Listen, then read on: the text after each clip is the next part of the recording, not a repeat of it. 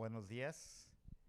Bienvenidos a una edición más del Seminario de Investigación de nuestro instituto, el Instituto de Investigación sobre Obesidad. Esta semana ha sido la semana de fiesta de investigación para el Tecnológico de Monterrey, y qué mejor manera de llegar a día viernes con el seminario del instituto. Es para mí un honor, pero de verdad con mucha alegría presentar el seminario del día de hoy por uno de nuestros líderes, no solo de unidad, sino líderes académicos dentro del instituto, la doctora Rocío Díaz. Estoy convencido que el tema va a capturar totalmente su atención. En el instituto estamos buscando hacer cosas no solo novedosas, sino, ya lo he mencionado, diferenciales y únicas. Y esta es una de ellas. Sin mayor preámbulo, otra vez es para mí un honor presentar a la doctora Rocío Díaz, que tiene una trayectoria increíble. Rocío, adelante. Muchas gracias, Marco. Pues muy buenos días a todos aquí en el TEC y también los que nos están viendo online. Y bueno, el seminario de hoy lo estamos dividiendo ahorita en lo que he hecho, bueno, brevemente lo que he hecho en el grupo de investigación en los últimos 15 años, va a ser muy breve. Y después cómo pensamos evolucionar también en esta línea de investigación en vitaminas. Entonces, ahorita les vamos a contar la historia de qué es lo que hemos hecho y hacia dónde vamos. Y bueno, el título de este seminario, pues la verdad es una pregunta que queremos abordar, ¿sí? El desbalance de vitaminas y la pregunta de si necesitamos revisitar, preguntarnos si las recomendaciones que tenemos actualmente deben de seguir generales para toda la población o se deben de revisitar, ¿sí? Y bueno, primero para hablar un poco de nutrientes, nosotros conocemos los micronutrientes, que son vitaminas y minerales. Se llaman micronutrientes porque están en cantidades micro, están en los organismos en cantidades micro, las necesitamos en muy pocas cantidades, pero son nutrientes porque son esenciales para la vida, ¿sí? Y sabemos que si no los consumimos, los humanos no los podemos hacer, por eso son nuestros nutrientes, si no los consumimos, su deficiencia causa distintas enfermedades o distintos riesgos de tener alguna enfermedad, ¿sí? Y pues estas deficiencias de micronutrientes en el mundo son muy altas. Por lo general, cuando hay deficiencia de proteínas, carbohidratos, lo que se llama, decimos hambre, ¿no? Pero también la deficiencia de micronutrientes se conoce como el hambre escondida. Es el hambre escondida porque alguien puede tener peso normal, sobrepeso, obesidad, pero de todos modos tener deficiencias de esos micronutrientes o de alguno de ellos. Y eso también causa efectos adversos a la salud, y también significa que no estamos bien nutridos. Y esta hambre oculta, ¿sí? Sí la podemos llegar a tener a lo largo de nuestra vida. En el mundo hay 2,000 millones de personas que tienen alguna deficiencia de algún micronutriente, y ahorita estamos en medio de lo que es la década de acción en nutrición que declaró la FAO y la ONU, y precisamente para poder enfocarnos a estas necesidades que no siempre están muy a la vista. Entonces, aquí también quiero hablarles de lo que es lo que se le llama double burden, que es así como la doble malnutrición, ¿sí? Aquí que estamos en el Instituto de Obesidad, Cuando hablamos de hambre o demás, pues pensamos, y en alguien desnutrido, pensamos en alguien que no se desarrolló bien, alguna persona muy delgadita, que no creció mucho y demás por falta de nutrientes, ¿no? Pero también una persona con sobrepeso y obesidad puede estar malnutrida, que eso es lo que es el double burden, ¿no? Que tenemos una malnutrición en micronutrientes, que eso por lo general no lo vemos inmediatamente y sobre todo a nivel poblacional es bastante difícil luego medirlo, ¿sí? Entonces de esto vamos a estar hablando un poco. Y pues ahora sí entro a lo que me he dedicado mucho en las últimas 2 décadas de mi vida. Yo soy bióloga molecular vegetal y desde empecé a trabajar con estudiando los contenidos de folatos. Para todo mundo se sabe el ácido fólico, ¿no? El ácido fólico es el suplemento que tomamos, la fortificación que tomamos que está oxidada, pero la vitamina activa se llama folatos. Y bueno, esto es importante, todo mundo lo conocemos con que folatos necesitan las mujeres embarazadas, pero no, necesitamos todos a lo largo de nuestra vida y es súper, y es obviamente, es vitamina, es indispensable. Cuando tenemos deficiencia, esta deficiencia lo que más sabemos es que aumenta el riesgo de defectos de nacimiento, pero también causa anemia megaloblástica, también últimamente se ha visto que puede estar correlacionado con con el riesgo de desórdenes cognitivos, sobre todo en población mayor, algunas enfermedades cardiovasculares y cánceres. Pero uno puede decir, ay, ¿por qué una vitamina puede estar causando todas estas cosas, no? O sea, si uno no tiene estas cantidades. Y bueno, este es mi mundo desde hace muchos años. Aquí les enseño lo que es el metabolismo de un carbono. Los folatos son coenzimas que reciben y donan grupos de un carbono a distintos niveles de oxidación, ya sea un metilo, un formil y demás. Y las enzimas que los toman para ponerles o quitarles ese un carbono están relacionados con biosíntesis de purinas, timidilato, es la única manera que tenemos de hacer metionina, glicina, serina, producción de NADPH, también pantotenato y esa adenosilmetionina, que es el donador universal de grupos metilos.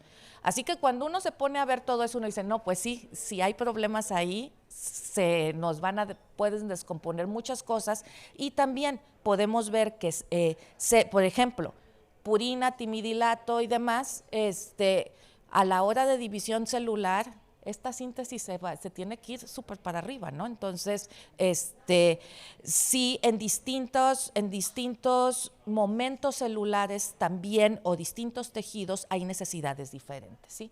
Y aquí lo que yo mis últimos años yo he estado enfocada aquí en cómo las plantas lo hacen, pero si se fijan, este metabolismo de un carbono, o sea, en la planta hay que agregarle la síntesis, porque las plantas sí lo hacen, nosotros no, y también hay que agregarle algún otro organelo para complicar un poquito más la vida, pero aquí es donde andamos todos. Hemos estado también explorando de decir, bueno, si nos vamos a comparaciones entre reinos, qué cosas hay iguales, qué cosas hay diferentes y demás que nos permitan conocer más sobre este metabolismo.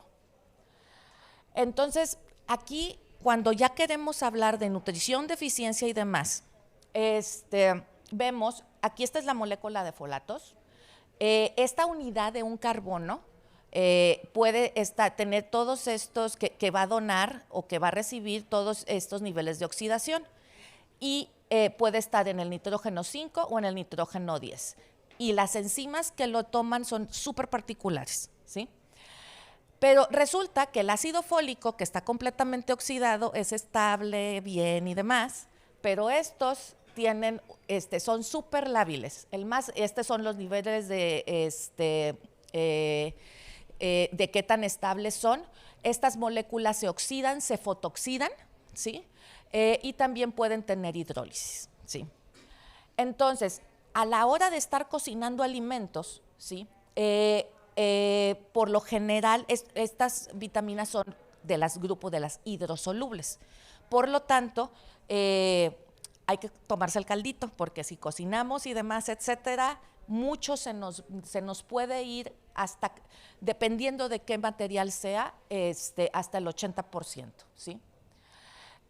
Y bueno, y esto también ahora sí que para el público en general, de las cosas que hemos publicado y demás, etcétera, les podemos decir, porque se ha hecho, por ejemplo, si ustedes se ponen a pensar cuando una semilla, así como nos decían nuestras mamás aquí en México, de los frijolitos y demás, es ponlos a remojar toda la noche. Súper bien, porque le estás diciendo a la semilla, ya mero va a germinar. Entonces empieza a preparar todo su maquinaria para empezar su división celular. ¿Y qué creen? Pues produce más folatos y los dobla para el día siguiente, ¿sí? Claro, que no hay que ponerle mucha agua, porque si no se nos van. Entonces, y bueno, también, obviamente, se oxidan, se fotooxidan y demás, pues hay que, a la hora de estar cocinando y demás, debemos de tratar de procesarlo menos para que no se nos degraden tanto, ¿sí?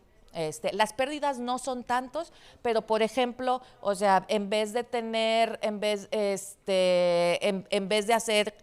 cocinar los vegetales en agua, pues mejor en vapor y demás, porque sabemos que entonces ya no se nos van a ir. Entonces son cosas así pequeñas que pueden servir. Otra información importante es esta. Cuando nosotros vemos en las tablas de la USDA las cantidades de vitaminas o demás, etcétera, estamos viendo una ventana pequeña que a lo mejor no es exactamente lo que estamos consumiendo nosotros todos los días. Por lo general, nosotros podemos decir, los tejidos jóvenes van a tener más folatos que los tejidos viejos, ¿sí? En cuestión de tejidos vegetales, lo que tiene más son las hojas y las semillas, por eso las leguminosas tienen bastante. Y aquí nos vamos hacia menos entre frutos, tubérculos, cereales y raíces, ¿sí? Lo que comemos más por lo general es lo que tiene menos, ¿sí?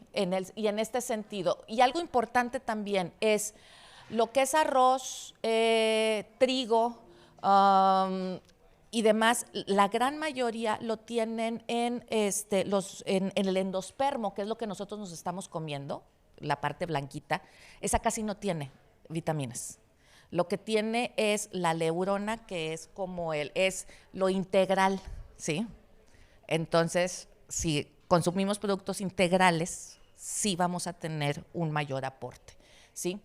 Las papas, por lo general, ese incluye vitamina C y hierro, sobre todo el hierro está en la cascarita. Dentro, ¿no? Entonces, papa con todo y cascarita, ¿sí? En cuestión de frutos es muy variable. Nosotros hemos medido una cantidad enorme en frutos, pero donde más hay es en papaya, aguacate y naranja. Aguacate, eso sí, y los mexicanos estamos muy contentos al respecto. El aguacate tiene mucho de todo, o sea, y es lo que se llama superfruta. Papaya, la variedad Maradol que tenemos aquí, la hemos estudiado mucho porque tiene grandes cantidades de vitaminas, no solamente de folatos, de vitamina C, de provitamina A con altas cantidades de carotenoides, ¿sí? Entonces, pero bueno, estas son cosas que nos ayudan a llegar a este consumo recomendado diario. Este consumo recomendado diario, 400 microgramos, por lo general sí debemos de llevar una dieta muy, muy cuidada para poder llegarle, ¿sí? Entonces, desde principios de los 90 se hizo una recomendación, una intervención nutricional que es de las más exitosas que ha habido, que es el de la fortificación de harinas. No se hace en todos los países, a la fecha hay países en donde no se hace, algunos países europeos.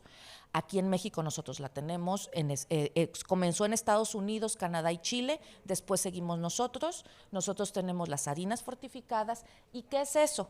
Es agregarle ácido fólico a las harinas. A las harinas, y luego también hay veces que el arroz y demás, nada más que si lo lavan antes de cocinarlo, pues ya se fue toda la fortificación por ahí, ¿no? También sabemos que hay suplementos de vitaminas, pero nos ponemos a pensar todas estas cosas, ¿sí? Pues sí se requiere que, por ejemplo, fortificación de harinas, lugares rurales o países países muy pobres y demás, se necesita una industria de alimentos para poder hacer eso. Si no hay industria de alimentos, pues no. Y los suplementos y demás, pues cada uno de nosotros preguntémonos cuando queremos tomarnos vitaminas, cuántas veces se nos olvida al día, ¿verdad? Entonces, estas medidas no pueden de repente llegar a todos. Entonces, desde hace varias décadas, lo que también buscamos es decir, bueno, las plantas hacen las vitaminas o translocan los minerales, porque también hay biofortificación de minerales, no lo van a hacer, pero lo van a agarrar del suelo, ¿no? Hay que estudiar cómo se sintetiza o cómo se transloca o cómo se deja de degradar para que tengamos alimentos nutricionalmente más densos, ¿sí? Que la misma planta haga esta vitamina o trasloque más este mineral, ¿sí? Y a esto se le llama biofortificación. Y esto nos gusta en el sentido de que la misma planta lo va a hacer. Entonces, si tú sabes cómo hacer que haga más, pues el agricultor va a tener el crop y demás, y no se necesita entonces esta industria de alimentos. Hay muchos ejemplos, por ejemplo, para África, la Fundación Bill Gates está trabajando mucho para biofortificar cassava, yuca, ¿sí? La cassava, yuca, hay unos ejemplos muy importantes de biofortificación porque es lo que se come allá, ¿sí? Entonces, como les dije, la fortificación con ácido fólico ha sido la intervención nutricional más exitosa del mundo, porque cuando se decide fortificar, la tasa de nacimientos con defectos del tubo neural se va para abajo, ¿sí? En los países en donde se hizo. Pero, como les dije, el ácido fólico es sintético, o sea, y no lo podemos usar de vitamina. Ahora sí que de pura onda, nosotros tenemos una enzima que se llama dihidrofolato reductasa, que no nació para estar reduciendo el fólico, pero sí lo agarra, ¿sí? Entonces, cuando nosotros consumimos ácido fólico, esta dihidrofolato reductasa lo va a pasar a dihidrofolato tetrahidrofolato, y es el que se puede, entonces ya, esta es la primera forma activa, y de ahí se puede ir ya a torrente sanguíneo, ¿sí? Cuando nosotros, esto sucede en el yeyuno del intestino, y de ahí se pasa a 5-metil, que esta es la forma de folato que se va circulante a sangre. Pero si se fijan, se necesitan más pasos enzimáticos. Algo importante es que que obviamente esto, como son pasos enzimáticos, van a tener un tope. Entonces, si nosotros consumimos un montón de ácido fólico, esto no le va a alcanzar. Entonces podemos tener ácido fólico circulante, que se va por la orina. Sin embargo, si esto lo hacemos, todo el tiempo vamos a tener ácido fólico crónico circulante, ¿sí? Y todavía hay experimentos preclínicos, pero a nivel clínico no se tiene claro si eso puede ser bueno, malo o demás, pero sí hay así como algunas, así como preocupaciones, digamos. Nada más se queda ahí, porque de todos modos esta intervención es muy importante en la población, ¿sí? Sin embargo, cuando las plantas hacen los folatos, pues obviamente no hacen ácido fólico. Cuando nosotros consumimos las plantas, lo que más tenemos es esta forma, el 5-metil. Entonces, estas preocupaciones de que yo me quede con el ácido fólico circulante ahí por mucho tiempo y quién sabe qué me va a pasar, bajan si lo tomamos de los alimentos, ¿sí? Y ya se han hecho cálculos de que podemos entonces fortificar, un cultivo fortificado va a costar a la larga mucho más barato que estar echando vitaminas en las harinas, etcétera, ¿no? Y bueno, esto es lo que, la fortificación se puede hacer por cruzas, se puede hacer post cosecha, hay muchas maneras de tratar de incrementar la cantidad de la vitamina. Y aquí lo que hacemos aquí en el TEC es precisamente trabajar bajo distintos aproximamientos. Hacemos ingeniería metabólica para ver si las plantas, si podemos llegar de repente a algo que tenga mucho, que todavía tenga más, y para eso escogimos el frijol. También hemos trabajado con tratamientos post cosecha, porque una cosa es cómo tiene el vegetal de que lo quitamos de la planta hasta que llega a nuestra mesa, pues le pasan muchas cosas. Entonces hay que seguir todo eso, ¿sí? Y también tenemos proyectos que buscan descubrir genes, porque todavía faltan muchos. Sabemos todos los genes dedicados a la biosíntesis en plantas, pero no conocemos muchos de los que también están involucrados en la regulación de su metabolismo, en su homeostasis y demás. Entonces, ese es conocimiento que también es necesario. Y aquí rápidamente, porque si no ya le toca a Erika, les voy a decir, hemos hecho ingeniería en frijol. Me interesa bastante porque es un vehículo muy importante para tener nutrientes en México y en Latinoamérica por su consumo. Ya per se está cargado de nutrientes, pero aquí la onda es ver si lo podemos cargar todavía más, ¿sí? Y bueno, aquí lo que hicimos fue, se sobreexpresó aquí el paso comprometido de la ruta, y pudimos, aquí esto está así como que medio difícil de entender, pero bueno, estos son los folatos, este es el no fortificado, utilizamos distintas variedades para poder ver si en alguna nos salía mejor que otra y demás. Estas pterinas y pavas son sus precursores, ¿no? Entonces, nosotros pudimos aumentar 3 veces, vamos a ver,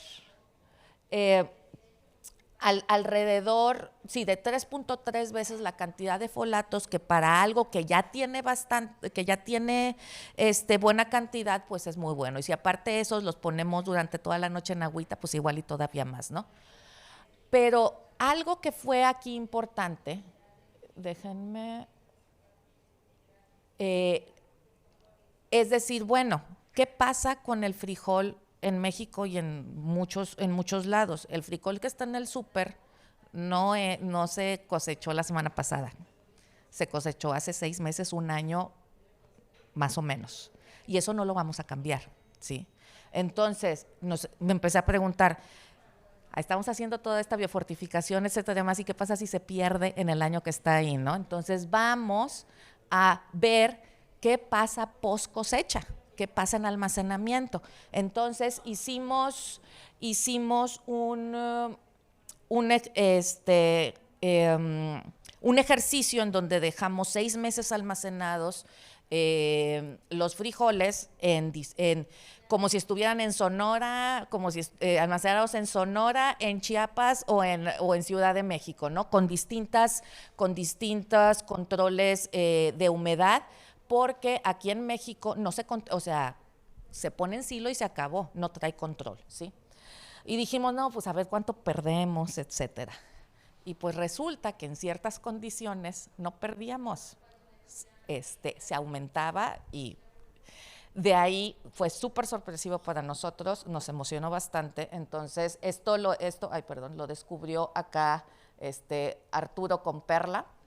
Después llegó Lili y ahora Itzel está averiguando pues cómo está la fisiología, la regulación y demás de la semilla durante almacenamiento, que uno piensa que no está haciendo nada y pues resulta que parece ser que sí. ¿Sí? Entonces, bueno, de aquí, en el 2022, el doctor Rito ahorita que me presentó, pues me dice, oye, vente al instituto. Sí, entonces yo dije, pero pues yo trabajo con nutrientes, pero pues yo soy bióloga vegetal, ¿no? ¿Qué voy a hacer? Entonces, lo que empezamos a ver, empecé a ver literatura, demás, etcétera, y pues resulta que sí, la obesidad está reportada que causa un desbalance de algunas vitaminas. Sí se sabe mucho de vitamina D, por ejemplo, hay muchas, o sea, se sabe mucho de estas causas. Sin embargo, de las hidrosolubles todavía es un área en donde no se entiende bien por qué, ¿sí? Entonces, ahí empezamos a ver un nicho y es por eso que gratamente después de estar viendo eso, dije, no, es que aquí hay un nicho y podemos entonces hacer algo. Entonces, luego conozco aquí, bueno, déjenme, a la doctora Erika Castaño, que ahorita les viene a contar qué anda haciendo. Casualmente conozco a la doctora y pues ella precisamente está trabajando en esto, pero está trabajando también en un momento de la vida bien importante, en lo que es embarazo, viendo, analizando cómo está de vitaminas la mamá y el bebé. Antes de esto, ahorita sigue Erika, nada más yo les quisiera, lo que estamos pensando aquí con Erika es, nosotros, o sea, se saben, estas recomendaciones diarias se hacen para que uno no se enferme, para que uno no le dé escorbuto, pero ¿qué pasa cuando no estamos deficientes, pero no tenemos suficiente, pero tenemos una condición en donde necesitamos a lo mejor más? No sabemos, ¿sí?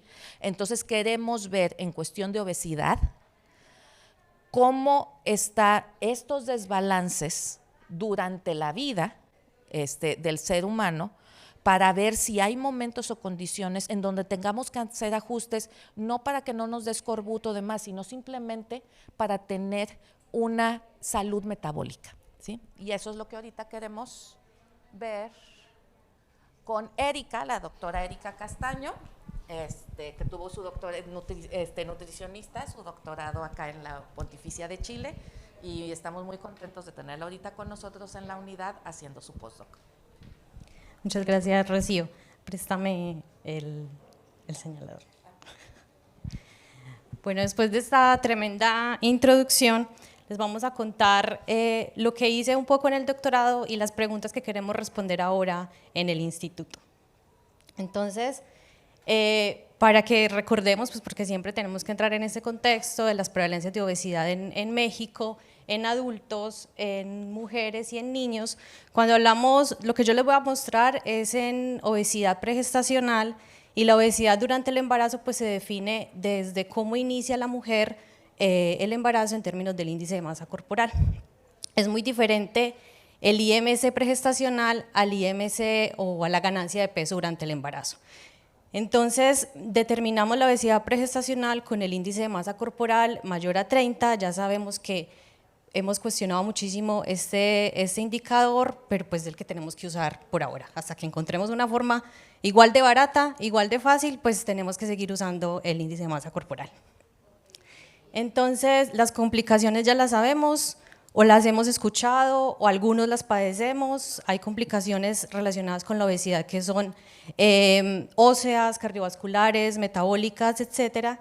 Y durante estas complicaciones metabólicas pues se han venido desarrollando o conceptos o diagnósticos bien específicos que están relacionados con el metabolismo de macronutrientes. Entonces estamos viendo complicaciones relacionadas con la insulina, con lípidos, con estrés oxidativo, y todo eso se va a traducir en lipotoxicidad, eso se va a traducir en síndrome metabólico, en hígado graso no alcohólico, etc. Entonces, en el embarazo, pues una de las preocupaciones, incluso desde los Objetivos del Desarrollo Sostenible, es la mortalidad materna y la mortalidad infantil. Y dentro de esta mortalidad, pues, ¿cuáles son esas causas que lleva a esta mortalidad infantil o que lleva a esta mortalidad materna? Y se quieren o se han estudiado o se han revisado las diferentes situaciones que están relacionadas con la nutrición o las que no están relacionadas con la nutrición, que afectan el embarazo y por lo tanto afectan el desarrollo del bebé e incluso de la madre posparto. Y aquí pues nos interesa qué pasa con el metabolismo de un carbono y con el índice de masa corporal dentro de este periodo de la vida. Hay algunas revisiones que se han dedicado pues a entender o a ver cuáles son estas complicaciones relacionadas con la obesidad materna, y podemos ver, estos son factores de riesgo, o los establecen como riesgo para complicaciones durante el embarazo, complicaciones del desarrollo fetal, complicaciones del recién nacido, y lo que a mí más me interesa es que no solamente hay complicaciones para la mamá o para el bebé, sino que las complicaciones prevalecen durante la infancia e incluso en la vida adulta, y eso es lo que se llama programación fetal o DOHAD. ¿Sí? Entonces, pues uno empieza a mirar la literatura sobre el embarazo, el índice de masa corporal en el embarazo y los micronutrientes, y pues hay información, o sea, uno encuentra artículos, sin embargo, no son concluyentes. Entonces, no sabemos si es por el tipo de obesidad, no sabemos si es por la población, el tipo de población, si es cómo midieron estos micronutrientes o por qué. Entonces, pues ahí queremos seguir explorando esto, y pues ya con esta introducción sobre el metabolismo de un carbono, nos enfocamos en folato y vitamina B12, que son estos principales protagonistas de este metabolismo, y estos nutrientes o el estado nutricional de folato y vitamina B12 se evalúan en sangre midiendo las diferentes formas del folato, la vitamina B12, la holotranscobalamina y homocisteína y metilmalónico como biomarcadores únicos del estatus de folato y vitamina B12. Entonces, con este contexto, pues yo venía con esa pregunta desde la maestría, luego conocí a Paola Casanello, a ella le interesó pues este tema y lo empezamos a relacionar con obesidad, y pues habían algunos estudios que estaban mostrando que durante las mujeres en edad fértil, pues no me gusta decirlo así, pero las mujeres que tienen posibilidades de embarazo y que tienen obesidad, pues van a tener alteraciones en los niveles de folato y vitamina B12, y lo mismo va a pasar durante el embarazo. Entonces, las preguntas que nos hacíamos en ese momento era una pregunta súper simple de qué pasaba con los niveles de esas vitaminas, pues en la mamá obviamente, pero también en el recién nacido, y si esto podía estar afectado por los transportadores en la placenta. Porque hay muy pocos estudios, me atrevería a decir que hay 2 o 3 estudios en donde estudian los niveles de estas vitaminas en el recién nacido en relación con el índice de masa corporal materno. Entonces, aquí lo que hicimos fue, dentro de una cohorte en el INTA de mujeres embarazadas con obesidad que fueron suplementadas con DHA durante el embarazo, pues Paola Casanello se une a esta cohorte en donde empieza su propio estudio, el estudio EpiFAD, y aquí en el parto empieza a reclutar la sangre del cordón. No tenía pensado la sangre de la mamá hasta que llegué yo haciendo preguntas, y entonces empezamos a reclutar la sangre o a recolectar la sangre de la mamá, pero pues es difícil porque la mamá llega al hospital y a nosotros nos avisan es cuando ya está el momento del parto. Entonces cuando la mamá llega al hospital es donde las canalizan y les toman las muestras de sangre, y ahí es donde teníamos que saber para poder recolectar nuestro tubito.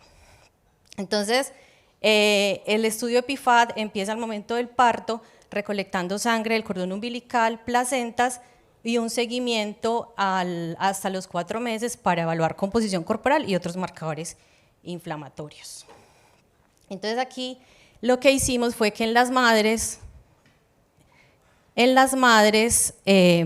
con normopeso y con sobrepeso y obesidad, y en sus recién nacidos, mandamos a medir, bueno, yo me fui a India a medir algunos marcadores y otros se midieron en Canadá para medir el estatus de folato y vitamina B12. Entonces medimos todas las formas del folato en glóbulos rojos y en plasma, que eso es también súper suertudo porque no todo el mundo tiene esa posibilidad de medir tanto en plasma como en glóbulos rojos, y ambos dicen cosas totalmente diferentes. Entonces los folatos plasmáticos me dicen qué pasó con los niveles de folato en el día anterior, pero los niveles eritrocitarios me están diciendo qué pasa con el folato 3 meses atrás.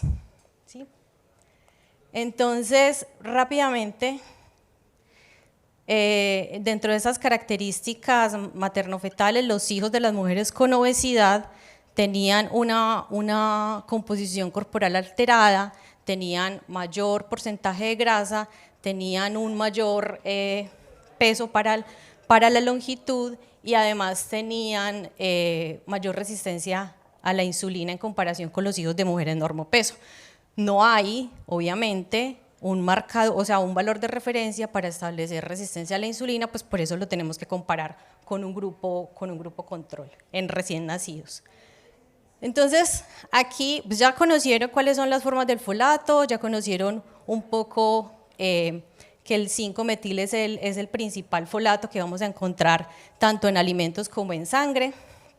Y una de las cosas que está preocupando es que se está encontrando de manera crónica, como decía ahora la doctora Rocío, ácido fólico no metabolizado en sangre. Entonces, en este gráfico lo que vemos son los niveles de folato plasmático en la madre, ¿sí?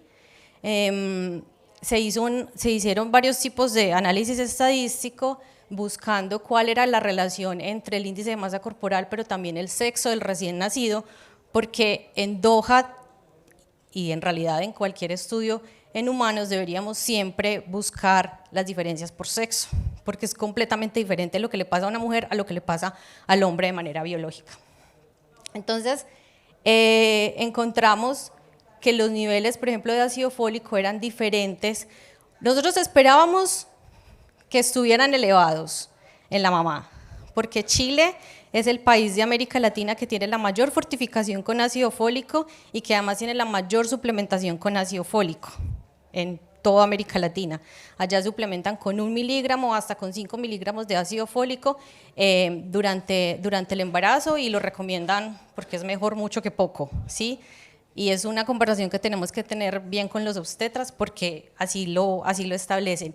Y en cuanto a la fortificación de harina, pues en Canadá y en Estados Unidos recomendaban 1.4 miligramos por kilogramo de harina, y en Chile es el doble, entonces, en comparación con los otros países. Y nosotros esperábamos que las mamás pues iban a tener mayores niveles de folato en sangre, pero no. Entonces, son menores los niveles de folato en la mamá. En el plasma no hay diferencias, pero en los glóbulos rojos sí.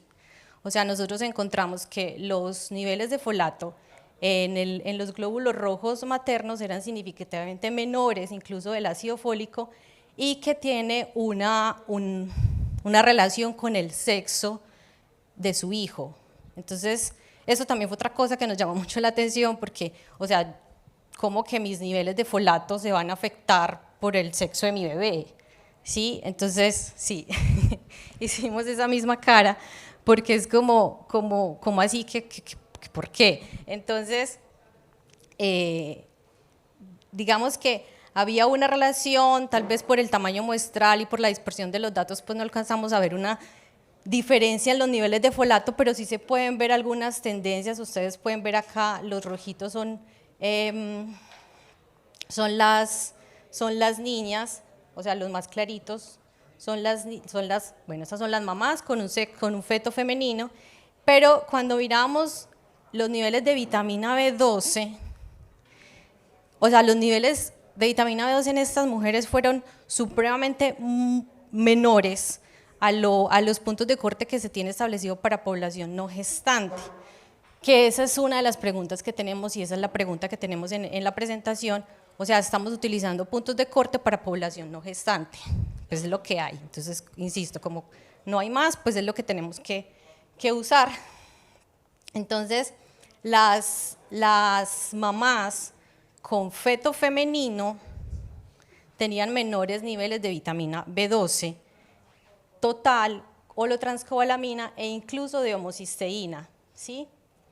Entonces, la verdad, cuando vimos esos resultados y los volvimos a analizar porque no nos hacían un sentido lógico, pues empezamos a mirar a la literatura y al parecer hay un asunto entre los estrógenos con el metabolismo de un carbono, pero pues por ahí está también la pregunta, no sabemos bien qué pasa.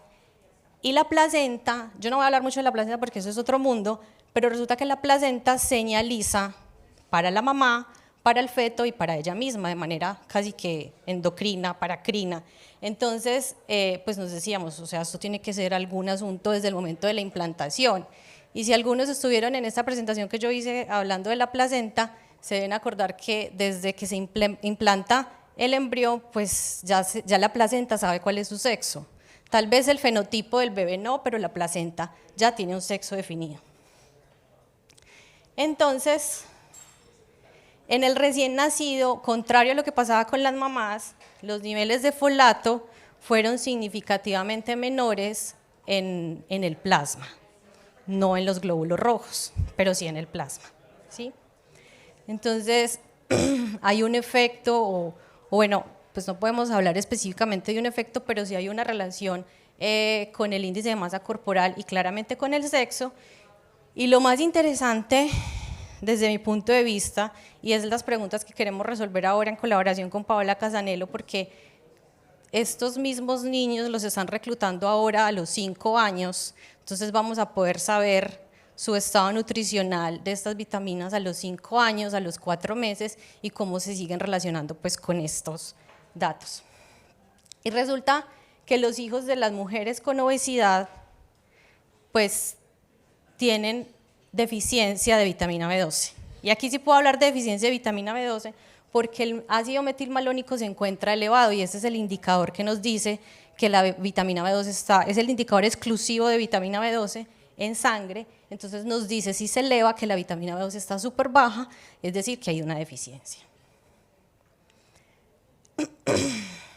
Entonces, si nosotros ya sabemos que las mujeres, o por lo menos en este grupo, las mujeres con obesidad pregestacional tienen menores niveles de folato eritrocitario, que tienen además, de acuerdo al sexo del recién nacido, tienen menores niveles de vitamina B12, que además sus hijos tienen menores niveles de estos nutrientes, y que miramos la literatura y empiezan pues como a revisar que efectivamente las mujeres con obesidad pregestacional o con un índice de masa corporal mayor a 30 pues tienen mayor riesgo de deficiencia de algunos nutrientes, de algunos micronutrientes, entonces, y que además cuando sigue uno revisando la literatura pues encuentra que no solamente es un efecto de la obesidad sobre los micronutrientes, sino también, por ejemplo, con obesidad, con diabetes gestacional, y aquí rápidamente, en India, en el grupo con el que yo estuve, ellos se dedican a estudiar justamente la diabetes gestacional en relación con el metabolismo de un carbono, y como en India tienen una población vegetariana, pues la deficiencia de vitamina B12 es mucho mayor, también tienen una alta fortificación y suplementación con ácido fólico. Entonces hay otro asunto que es la relación ácido fólico-vitamina B12, que esa es otra pregunta que tenemos, de qué es lo que pasa en esa interacción con esos dos nutrientes, porque al parecer hay algunos estudios que muestran que cuando consumimos más ácido fólico la vitamina B12 cae, ¿sí? Entonces pues eso requiere mayor revisión, porque pues es casi que ilógico. O sea, si yo me estoy consumiendo una vitamina que supuestamente es buena, ¿por qué me va a bajar los niveles de otra vitamina que también es buena? ¿Sí? Entonces lo que han hecho en India es estudiar esa relación entre folato y vitamina y diabetes gestacional. Ellos tienen una ventaja, y es que como se casan jóvenes y quieren tener hijos, entonces pueden reclutar las cohortes desde los 18 años, y ahora en este momento el grupo con el que yo estaba está estudiando los nietos de una primera cohorte, y siguen en las caras que hace son las mismas caras que yo hacía, porque es como wow, o sea, están estudiando los nietos de la primera cohorte y están viendo ese mismo efecto de cómo se relacionan estos micronutrientes con alteraciones metabólicas del embarazo que afectan el desarrollo del bebé y pues en la vida adulta. Entonces, si ya sabemos que el embarazo es un periodo crítico, que la doble carga de malnutrición está altamente presente en esta población, porque la doble carga de malnutrición además se presenta en países en vía de desarrollo, entonces pues ¿qué deberíamos hacer? Entonces una de las propuestas que tenemos es enfocarnos en estos primeros 1000 días, ¿sí? Esos primeros 1000 días son los 9 meses del embarazo y los 2 primeros años de vida. Hay algunos autores que quieren decir los primeros 1500 días, pero resulta que en América Latina no planeamos los embarazos, ¿sí? Entonces, difícil cuántos días podemos decir previo al embarazo para poder hablar del periodo pregestacional. ¿Y por qué estos primeros 1000 días? Pues porque estos primeros 1000 días son una ventana de oportunidad para modular el desarrollo de esta descendencia, porque cuando yo hago intervenciones en estos periodos de la vida, puedo disminuir aún más el riesgo de enfermedades crónicas no transmisibles, que es lo que ahora cambió. O sea, si antes nos moríamos por infecciones, pues ahora nos estamos muriendo por enfermedades crónicas. Y entonces, ¿en qué momento pues yo intervengo? ¿Cuando ya la tengo o antes de que la pueda tener, o en qué momento? Y a mí pues me llamó la atención y me cautivó pues este periodo. Entonces es una ventana de oportunidad en la que nos podemos enfocar pues desde el instituto para poder definir intervenciones. Ahora, el problema es cuál intervención. Ayer en el workshop discutíamos qué tipo de intervenciones serían las más adecuadas. Pues lo primero es diagnosticar muy bien nuestra población para poder saber qué tipo de intervenciones.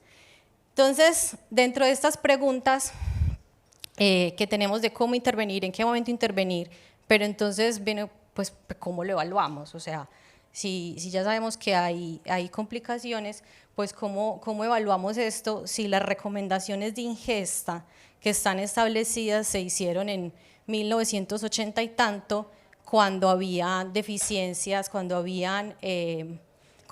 deficiencias severas con manifestaciones clínicas, pero ahora no es así. O sea, ahora no tenemos escorbuto, ahora no tenemos beriberi, ahora no tenemos estas complicaciones, pero sí tenemos complicaciones metabólicas que, según yo, están muy relacionadas con las alteraciones de estos micronutrientes. Y respecto a los valores en sangre, pasa lo mismo. O sea, los valores de referencia se establecen cuando yo quiero prevenir una condición específica. Entonces, en respecto al folato, yo quiero prevenir anemia megaloblástica, entonces tengo un punto de corte. Si quiero prevenir los defectos del tubo neural, tengo otro punto de corte y solamente utilizo el folato eritrocitario, no utilizo nada más. Y si yo quiero prevenir hiperhemocisteinemia, pues tengo otro punto de corte. Entonces, ¿cuál uso? ¿Cuál usamos? Y fuera de eso, si las personas con obesidad tienen deficiencia de micronutrientes, ¿cómo diagnosticamos también esa deficiencia? O si es deficiencia respecto a estos puntos de corte que se establecieron para población no con obesidad, sino con otras manifestaciones clínicas, entonces, ¿cuál es el punto de corte que yo debería usar? O si estas personas que tienen obesidad, pues requieren una ingesta diferente a la población, pues en general. Entonces, esas son las preguntas, y dentro de este contexto de la doble carga de malnutrición, pues la respuesta es que sí, o sea, necesitamos revisitar, necesitamos revisar estas recomendaciones. Las recomendaciones de ingesta, nosotros lo hemos discutido y es como, pues es súper difícil que nos metamos a revisar las recomendaciones de ingesta porque requieren estudios poblacionales supremamente con poblaciones muy grandes para poder decir cambiemos otra recomendación, pero lo que sí es que hay que empezar entonces a revisar en nuestras propias poblaciones cuáles serían las mejores recomendaciones. Así que pues agradecemos infinitamente al grupo de Chile, de Paola Casanello y a su equipo, y a los que nos ayudan acá en el TEC para responder todas estas preguntas. Muchas gracias.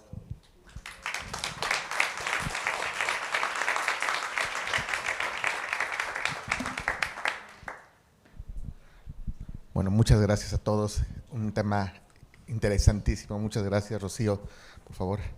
Erika, muchas gracias. Vamos a coordinar una sesión de preguntas y respuestas. Tenemos algunas en línea, pero quisiera empezar por las preguntas o comentarios que hubiera en la audiencia aquí en el auditorio. Doctor Flavio.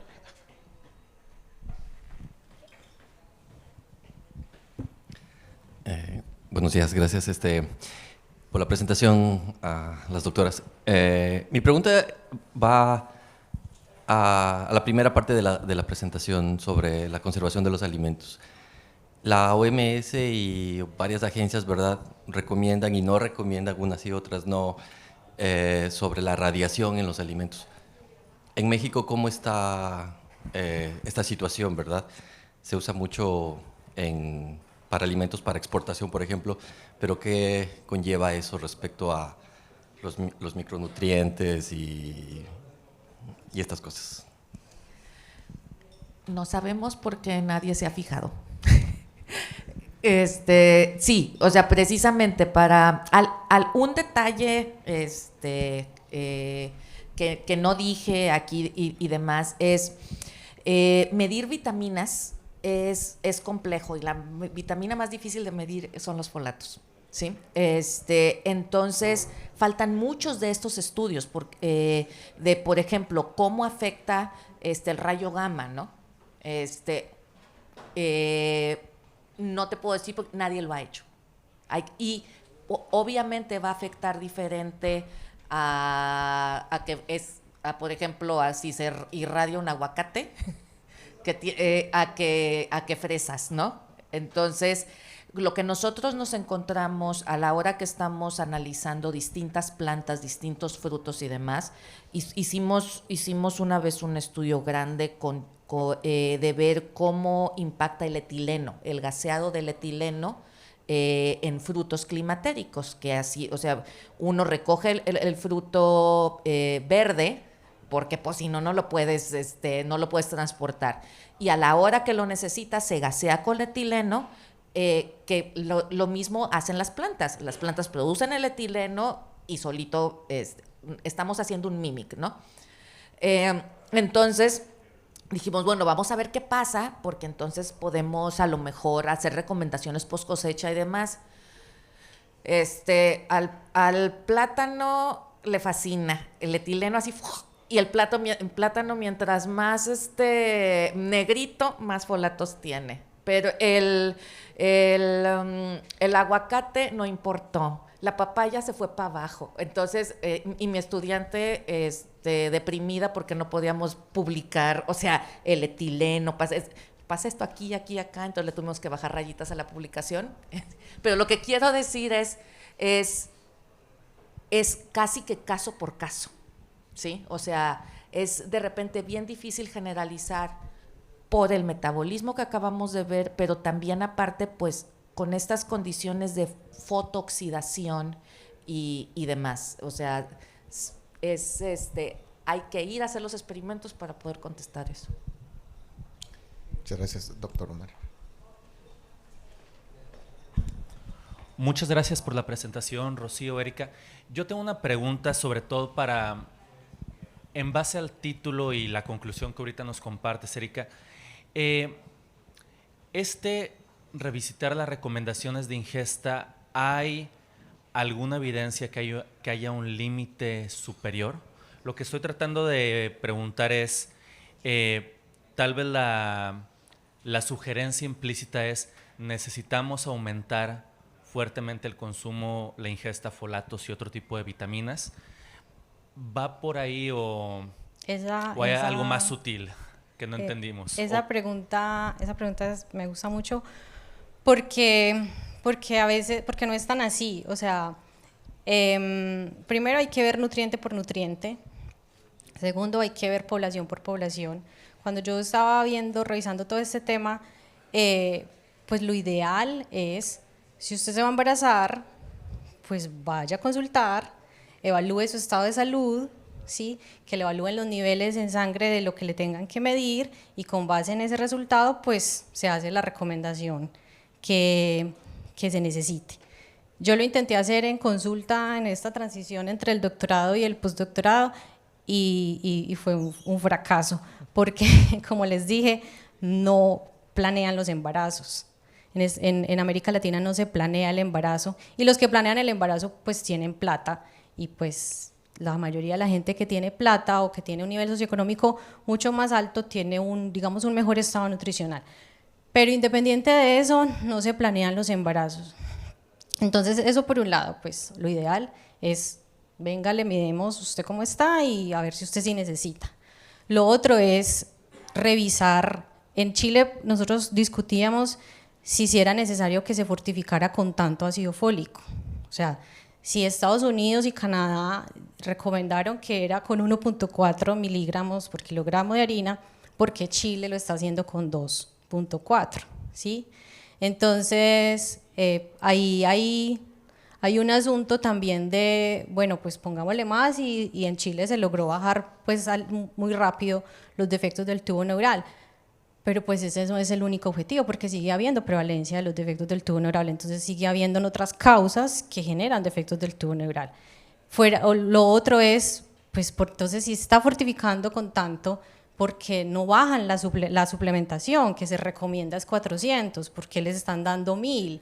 Entonces hay un montón de asuntos que todavía se requiere más evidencia para poder llegar a decir a los gobiernos, miren, esto hay que mejorarlo. En Colombia sí se disminuyó la suplementación, porque había un grupo fuerte que estaba evaluando pues como todo este asunto, pudo hacer la recomendación y la industria farmacéutica, porque ese es el otro, producen es 1 miligramo. Entonces en Colombia la industria farmacéutica produjo suplementos con 400 microgramos y eso es lo que se recomienda y eso es lo que se entrega. Entonces cuando pensamos en las recomendaciones de ingesta, pues como decía, eso es lo que hay y eso es en lo que el nutricionista se basa para poder hacer una recomendación de ingesta, pero lo ideal es que todos tengamos una alimentación variada, ¿sí? Mientras más variada es la alimentación, mientras más alimentos naturales nosotros incluyamos todo el día, todos los días en nuestra alimentación, mayor probabilidad de tener todos estos nutrientes sin necesidad de consumir productos fortificados o suplementos nutricionales en general. Hay condiciones específicas, pero en general eso sería lo ideal. Muchas gracias. Tenemos oportunidad de una pregunta más por tiempo. Por favor. Muy buena la presentación. Yo tengo una pequeña duda más de las vías, porque una de las cosas es que ustedes dicen, bueno, hay que revisar, ¿cierto?, las recomendaciones de ingesta, pero aún así las mujeres embarazadas obesas tienen niveles bajos de folato. Entonces, ¿por qué? ¿Por qué creen ustedes? Porque esa es otra forma de verlo, ¿cierto? Si sabemos el por qué tienen los niveles bajos, podemos ir a atacar a ese por qué. Entonces, ¿cuál es la hipótesis que ustedes manejan en ese sentido? Esa es una excelente pregunta. Porque como nosotros esperábamos que en Chile sucediera lo contrario, sin embargo, queremos seguir revisándolo porque era una población específica en Santiago, en el Sotero del Río, ¿sí? No tenemos datos de ingesta en esa población, asumimos que estaban consumiendo la recomendación. Ahora en el estudio de Paola están incluyendo las encuestas para preguntarles la ingesta, para preguntarle la ingesta de suplementos. Entonces, o sea, no tengo una pregunta específica. Yo, desde lo metabólico, independientemente de la obesidad, pensaría que sí se necesita revisar el tema de la fortificación y la suplementación, porque algunas evidencias sugieren que está afectando el metabolismo de la vitamina B12. Ahora, si en las personas con obesidad pues están teniendo menores niveles de folatos, pues entonces ahí es que revisar, o es la pregunta que a nosotros también nos interesa, por qué están alterados. Entonces, por eso decimos que si necesitamos revisarlo, porque entonces o necesitan más, o necesitan consumir más, o los están usando más, están usando mucho más estos micronutrientes y eso se va a reflejar en sangre. Entonces, pues la verdad, pues no sabemos, para eso estamos en este momento con las preguntas. Sí, y algo importante a lo mejor que ahorita no se permeó así completamente es, esa revisión es, o sea, no significa que sea más, sino, ¿será de fólico o será mejor del otro? ¿Sí? O sea, sí se tiene, son muchas aristas, o sea, porque sí es bastante complejo, pero sí esa es de que a lo mejor el fólico, en algunas situaciones es mejor dar del otro que ya está activado, ¿no? ¿Sí? O sea, no, esa revisitada no es hacia ir hacia más cantidades, ¿no? Porque también la mayoría de estas mujeres y demás tenían fortificación, ahora sí que con fólico por todos lados, ¿no? Entonces, sí. Bueno, pues tenemos muchas preguntas todavía y tenemos un poco tiempo, pero agradecemos muchísimo la asistencia, interesantísimo el tema, maravilloso para también celebrar el día y entender y poner en nuestra causa de nuestro Instituto el Día Internacional de la Obesidad. Creo que ha sido un foro maravilloso. Muchas preguntas nos llevamos, pero esperamos que nuestro instituto en los siguientes años empiece a responder por todo ello. Muchas felicitaciones a las doctoras y muchas gracias por su participación a todos los presentes y también los que están en línea. Gracias a todos.